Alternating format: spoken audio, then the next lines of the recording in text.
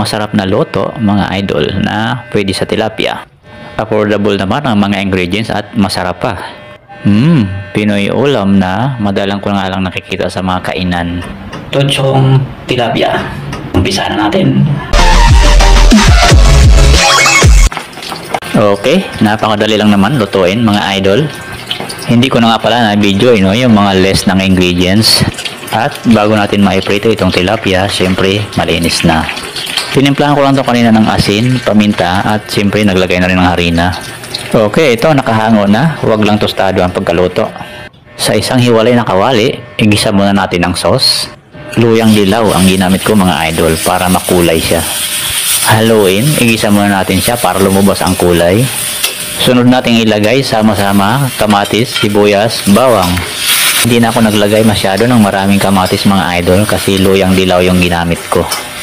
Pag ginamit nyo naman yung isang klaseng luya na walang kulay, dami-damihan nyo na yung kamatis pa. Okay, sunod na natin, fermented tausi or black beans. Huwag na natin masyadong damihan sa paglagay ng tausi dahil maalat ito. Igisa muna natin mga ilang minuto para mag-blend yung kulay ng luyang dilaw at saka kamatis. Okay, sunod na natin ang tahori. Ligisin lang natin sa tinidor. Ito yung tofu na nakababad sa toyo. Tokwa nga pala na binabad ko sa toyo ng overnight. Ayun buhos natin at isasabay na natin sa paggisa. Hayaan lang muna natin siya mga idol ng mga ilang minuto. Igisa lang natin ng mabuti para maluto yung kamatis.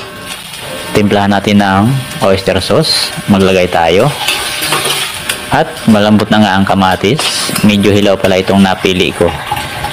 Sunod natin, tubig mga idol. Maglagay tayo mga 3 tasa muna. Okay, sunod na natin. Magic sarap. Tanggapan natin. Pwede rin namang betsin kung gusto ninyo. Nasa sa inyo yan mga idol. Ayan, hintayin lamang natin kumulo ng bahagya. At ito na nga, ilagay na natin ang tilapia na pinarito natin kanina.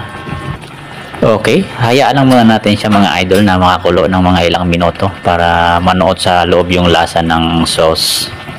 At ito na ang panghuli. Naglagay na ako ng daon ng sibuyas sa ibabaw.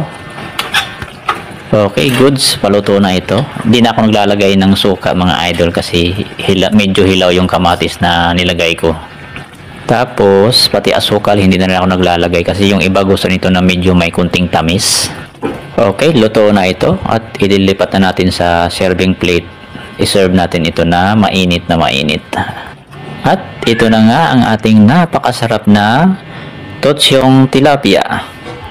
Pang ulam, pwede nating lutuin sa bahay.